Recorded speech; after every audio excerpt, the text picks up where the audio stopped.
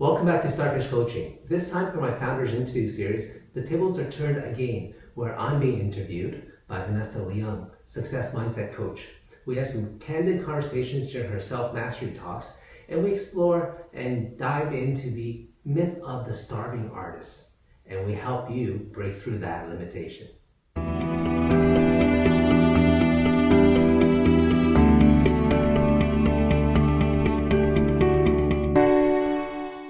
Hello, compassionate souls and creators. Thank you for joining us today and welcome to Self Mastery Talks. I am Vanessa Leung, certified mindset and spiritual life coach for leaders who want to follow through on what they want without the mind drama and with a lot more ease and joy. And I get to be your host today. Today we have Eric Lee with us. And I feel like I've known Eric Lee for a long time. Back in my interior design, lighting design days, I've heard about Eric through the grapevine, and it was so neat to actually meet him. I would say, what was it, a couple of months ago Yep. at BNI. And for those of you who run your own business, BNI is a great place to network with people. Check it out. Go online, Google it, BNI. It's called Business Networking International, I think. Anyways, I had the pleasure to meet Eric, and we did a one-on-one, and then it was kind of like oh my gosh, you're Eric Lee. You're the Eric Lee. Anyways, so welcome, Eric. It's so great to have you here. Yeah, Eric is a multi-award winning home designer and interior designer, entrepreneur, and business coach for creatives. So welcome, Eric. Thank you, Vanessa. Thank you so much for having me. Yes, it's been so fun to kind of like get to know different people in the industry, and I felt like I connected with you instantly because you have the interior design or the design background, and it's like merging the design, like the creative side, with the coaching side, right? So please let the community know a little bit more about how you spread love and your gifts in your world. Yeah, for sure. Well, my company, the one that I grew up was Victoric, or is Victoric. I'm still running it, and I got to a point in my career a couple of years ago where I felt, okay, what's the next thing, right? Like I've achieved so much with Victoric. I've won multiple awards. I've mentored a lot of people, and I felt, what's that next thing for me? And I've always loved working with people as a coach, as a mentor. I was a mentor at BCIT Mhm. students for 5 years. I offered my entrepreneurial advice. And I got to a point where I felt there's a need in our community, our creative community, where people are good at their craft. Like Yeah, myself, when I went through design school, they taught me how to design, but they didn't teach me how to run a business. And they didn't teach me how to be successful in that. And I think that transcends into many different creative fields, whether you're an artist, photographer, mhm. videographer. You just know your craft, and that's it. And what I felt was a pity is that you could be a really good artist or a creative person, but you Yeah, never get that light of day because at the end of the day, it's still business. So for if you can sure. do that well, then you can show your art. And that's where I felt I can come in because I have both that design creative side. I communicate and I understand where they're coming Yeah, from, and I have that entrepreneurial side and the business side to for help them with sure. it. Yeah, and that's why Yeah, Starfish Coaching was born. I love that because I can completely relate to that because I know as a creative, there is almost like this kind of yeah, myth or story behind being a creative. And that is very much like your right brain, you're more right brain instead of left brain, right? And then and it's like being able to kind of like balance the two, right? I really see it Yes. as like being able to kind of say, okay, yeah, I love doing the conceptual work. I love doing the creative part, but when it comes to spreadsheets and doing like strategy stuff, it's like, oh my gosh, or numbers is a big thing, right? It's like, I Right. know for myself, the longest time I was like, I can't look at numbers. It's like, I'm a creative, I don't look at numbers, right? Yes, totally. So, so I can totally relate with that. And then as soon as I started my own business, it was very much like, oh, okay, I gotta understand the back end side, right? And not just Yes. like the fun. Well, I call it the fun creative side, right? So, Yeah. there's so much stigma, well, in the creative world about doing the paperwork stuff, right? And yeah, following the strategies. It's like, I think there's 'cause I myself work with creatives as well, and it's like, it's just, there's this balance of, well, okay, I want to be free and I want to like be flexible, right? Like that's creative kind of mindset. And then Yes. with the strategies piece, it's very like it feels very stringent, it feels very restrictive, right? And so it's really kind of like, yeah, shifting your mindset to see that actually they both work hand in hand. So actually, this might be a great question to ask you is like, what would you say is like a great way for you to kind of like, well, I guess mindset wise, what is kind of like the deepest thing for you in helping entrepreneurs kind of balance that mindset? You mean the being The right creative yet side, yeah. to be And how, successful? like, how do you like go from that really creative brain to being like, okay, I'm gonna take on the strategies and I'm gonna apply the action piece, right? And I think, um, I mean, I speak for myself, but I think I speak for a lot of people as well. It's like when we have a lot of ideas, it's like, how do I actually take put it into action, right? Right. That's a great question, and definitely requires some thinking because I've never been asked that. Uh, as you ask me that, I'm reflecting on myself and how I'm able to have the left and the right brain. I I don't know if it's nature or nurture because I definitely have both sides. I have that creative side, and I'm a project manager where it's very linear thinking and next step action. So I'm very action based. So I can't say for sure if that's just something I'm born with or something that I've grown as a Mhm. skill. I know that switching from the different task, there is definitely a very palpable switch in my mind. It's very Mhm. hard to be doing creative now and then switching right to logic and then switching back and forth. I like that block of time. So if I'm doing Right. creative work, I actually create that space so I can be in that side of the brain. Yeah. Then when I'm planning and doing more linear project management, logical thinking, then I'm in a different zone. So I definitely know that there's that switch. Mhm. But as to how to do it, it's a tough question. I I guess think, that's why you have all your strategies, right? Like you have yeah, a process that you teach, right? yeah. And I think a lot of people, and I've experienced this with different creatives as I work with them, there's different people, there's people on different spectrums. Some I've met is that they actually believe and they subscribe to that starving artist myth. And I Yeah. really think it's a myth. But in their mind, it's their world. It's so real to them. It's a limiting belief for them. Mhm. And Mhm. they choose to live that very stereotypical artist life.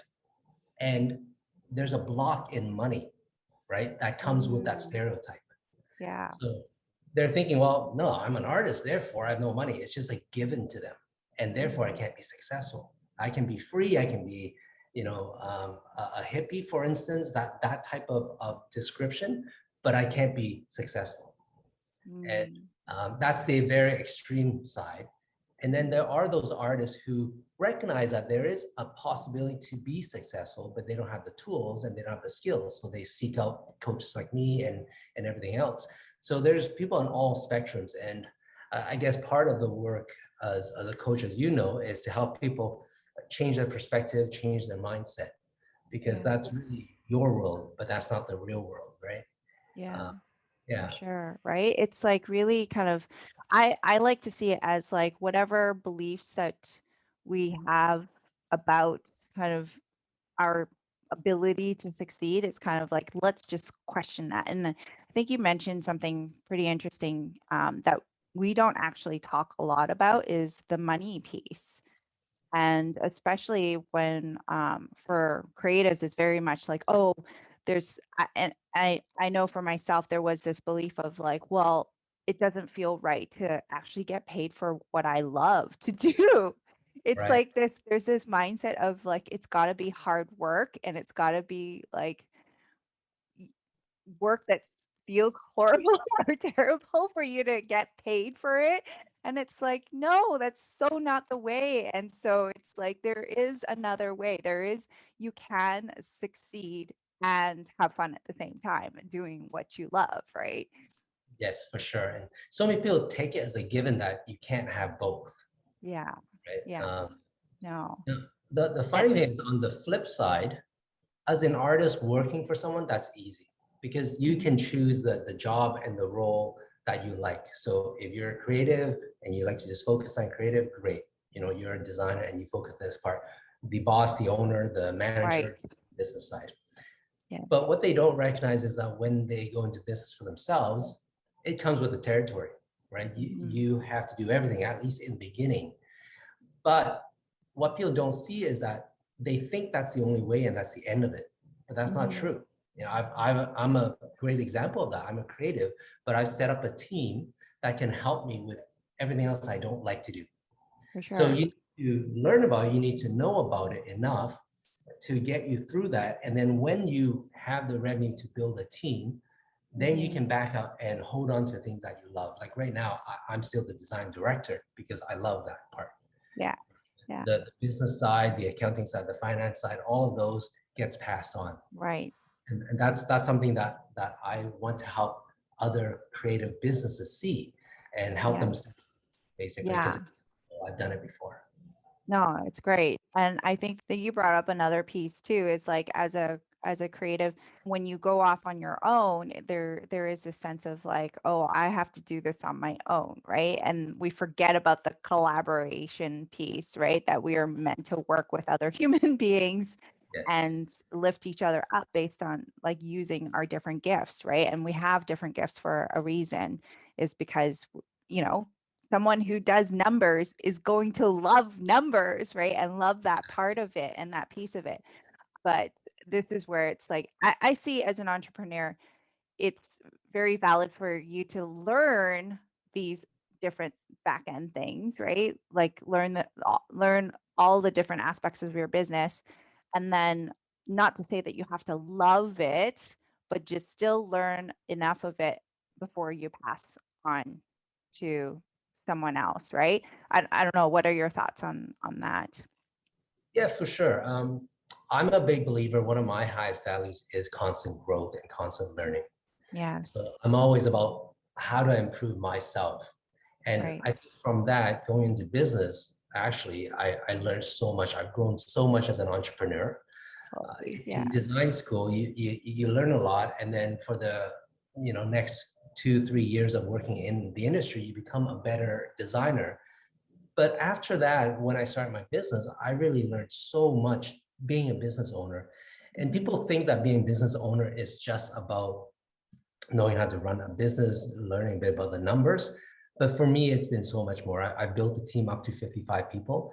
And Mhm. to do that requires you to understand how to work with different people, different personality types. So Yes. many people that are so different from me. And I had to learn that. That's personal growth. Mhm. Mhm. You had to learn how to build a team, and working with people are not like working with machines. So oftentimes I'm like, I'd be better off working with robots because they're so much more predictable, Yeah. right?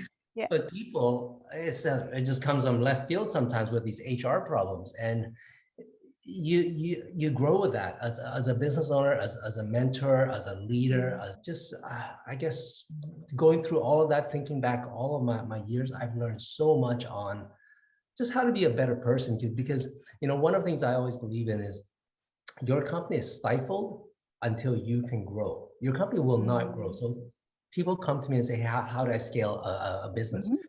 And if you are to be Yes. involved in it, like unless you're a silent shareholder, if you are to be Right. involved in it, you have to grow yourself first. And I've seen that over and over again for myself.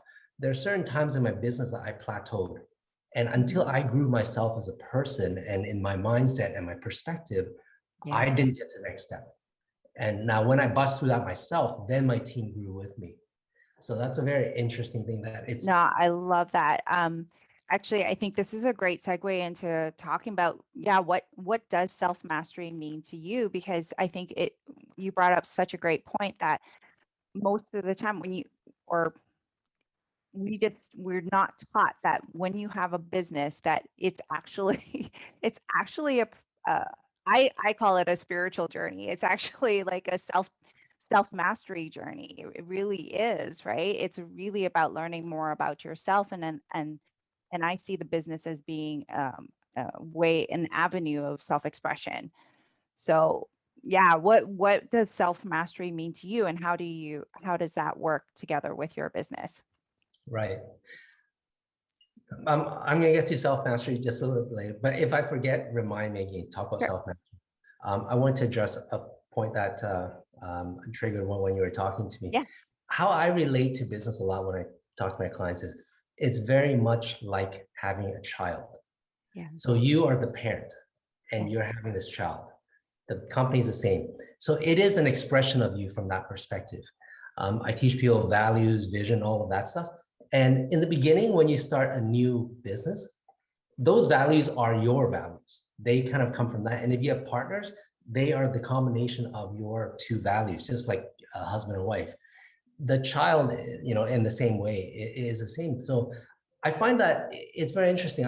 One thing I've always believed in is everyone should be a parent. Not saying that everyone's capable, and there are some people who I just wish like they should never have kids. But from having kids, that journey, Yeah. I've got two daughters myself, and that journey has grown me as a person, have enriched me as a person so much more, and I've become a better human. Like parents tend to be a better human because they've Right. gone through that and they have gratitude for their parents. First of all, they understand life skills from having a child. And yeah, so I wanted to kind of plug that point because you brought up that, and I think it's such a great point. Your child is a self-expression of yourself in terms of values, in terms of how you bring them up, Yeah. your house rules, all of that. And then if you transfer that to companies, same thing, right? Yeah. It's the values, the policies and procedures you put in place. It's all stemming from you. Yeah. So yeah, I wanted to point that out, which was very interesting.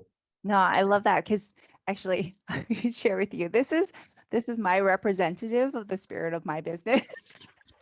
It reminds me that it is a separate entity to me. I don't have kids, but it's a great way for me to remind myself that it's not part of me, that it is very much here for me to nurture, here for me to like feed just like you would a child and provide the child everything that you need, right? Yeah. That the child needs in order. So it's showing me, reminding me that, oh, it's not the business's job to do the growing, right? Like, or to do the providing, right? Because there's a lot of times when you're expecting the business to kind of like show the results when it's really, it comes from you giving the nurture and providing the business what it needs, and then allowing it to grow the way it needs to grow, the way, because it's kind of, it's got its spirit, its own spirit, right? So it's got its own personality. Yeah. Right? You're talking about working with different people. It's like, it's, you never know what's going to happen with your business, but it's kind of like working together with the business. It's in collaboration with your business, right? Right. The growth of a business is the same as the growth of a child. If you think Yeah. about as a child, as a baby, you need to nurture, like you said, you need Mm, to nurture, you need to protect, you need to do all of that stuff, provide shelter. And then as they grow up to, the teens, for instance, then they start to discover their own identity in the world. They want to find those boundaries for themselves. And then when they're an adult, they're on their own. Even if you want to yes. control them or in any way, they need to be on their own. And they although the values stem from you, they are adapting a lot of values from their peers, from the outside people, from news, from media, all of that. Mhm. Company is very similar. In the beginning, when you grow up, when you start a company, it's yes, very much you, it's your values, your vision. But then when it grows, where you have a team and you have partners and you have managers, then the collective value comes in, and then Yeah. eventually it becomes a beast on its own, right? Yeah. Like now I Right. don't have to worry about it. So it's a full grown adult for my companies. Oh, so good. Yeah, I love that. It's such a great analogy, right? Because it helps you to kind of see that at the beginning it's going to be a little bit more hard work, and then eventually, like it's just the exponential growth of it, right? Like you get the teenager where all of a sudden there's a growth spurt, right? And so, like really, especially for those of you who are starting your own business, this is where it's like really having that patience and Right. compassion and grace for yourself, Yeah. and then really kind of like sticking with it, right? Really committing to that nurturing part, right? Now, actually, that ties into the question about self-mastery. So one Hmm. of the things for me, I always believe in, like I said, is constant learning Yeah, and constant betterment. right. And I remember when my wife and I were planning to have a child, even before we had the child, we went to a workshop. We went to a parenting workshop because that's one of our values is just to kind of Yeah. learn. So, no one gave me a manual on how to raise a child, so I better No. learn on my own. So I did that, and what I found, comparing to the previous thing that we talked about, at every stage of raising a child or growing a company, I had to better myself. Right. The Mhm. point is, if I'm to be the example of my staff or of my kids, I have to be better. So I found that at every step, I learned and I just became better as a person and I had more to teach. So let's compare that to the counter opposite. If you don't have that growth mindset, that always learning mindset, then you could be a parent as you were a teen and you won't have the same perspective and you will have conflict with your child, right? Mm. Because you're still stuck in that. But you need to grow yourself first so that you can guide this person that you brought into the world. Same thing with business. You need Yeah, to grow as a business leader. You need to understand people personality. You need to understand team dynamics, and then your team will grow, for right? sure. So I guess back to the question of self mastery. For me, um, one of the things is constant learning. I made a commitment about 20 years ago when I found personal development to always do something every year. So Yeah. every year I do something, whether it's a program, a workshop, whatever it is, because I believe it's my brain is constantly Yes. learning and growing, and I'm just a better person for that. So that's kind of one of the key things to me for self mastery. Is mastery, people talk about the 10,000 hours, and yes, if you put 10,000 hours into something, you will become a master, but I don't think it stops there. I think it No. can continue. I think it needs Yeah. constant work. And for me, it's not just in one thing, it's in multiple things. There's so Yeah, many things in life that you can be better at. for So for sure. me, I'm always working at it. Yeah, I see it as like a continual expansion, right? Because the way of this world, we adopt so many different beliefs, right? And so it's those beliefs that limit us, but it's really about, okay, this year I'm breaking this one deep belief, and then the next year I'm breaking another belief. So continually expanding your mind, right? Really seeing that there is more and more to for you to grow into and for the business to grow into, which I love, and I totally align with that. I as well will commit to something every single year to expanding. Like for me, I feel like when we talk about like growing your business, like I see the best investment that I could ever make is on your mind, right? Because your mind is what actually creates, right? Like allows you to have the thoughts and the feelings to in order to grow whatever it is that you want to grow. And yeah, so I Yeah, think for that's sure. It starts there. yeah. What would you say were some of the pivotal decisions that you made in your life that led you to where you are now? There's probably a few. I think, well, I guess let's look at situations. In grade 10, I submitted for a design award. Like, this is grade 10. And I got first place for that. So, usually when you get something acknowledging your skills, you continue on that path. So that was one of the things that started my design career, if you will. I was designing a house and a car, and I got first place. And I was like, wow, hey, that's cool. So I want to continue down that path. So that's definitely one.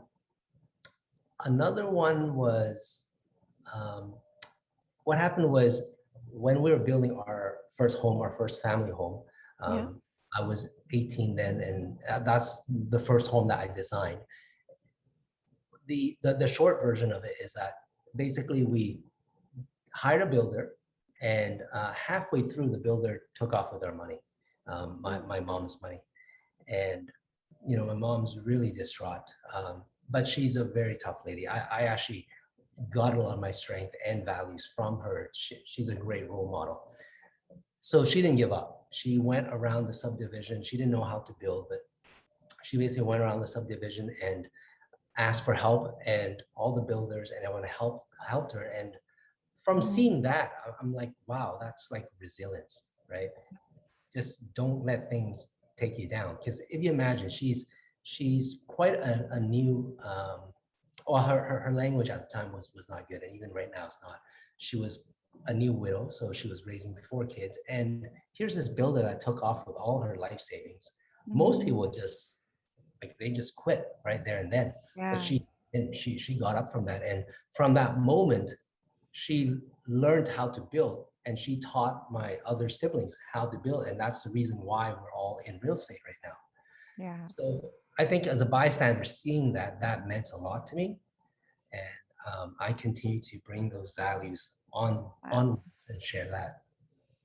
Yeah. Wow, what a story. Oh my gosh. Yeah, mothers are amazing, right? And they're, well, parents in general, or guardians in general, like they're, or having like a mentor or someone in your life that really kind of exemplifies what is possible. And I think what you had shared, I think, wow, like kudos to her. And also even just like, yeah, really putting her pride aside and going out there and asking, right? Because I think that that's usually kind of one of the main blocks as an entrepreneur, is like to ask for help, right? And I think that's probably where you see a lot of the blocks, is like, okay, how do I go from one person to like growing a team? Because that means like I've got to actually put myself out there and ask, right? Right.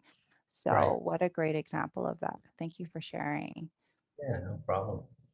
Yeah. So let's wrap up and leave our audience with what's one message you would like to share with them today. Um, I would say, don't let fear get in the way.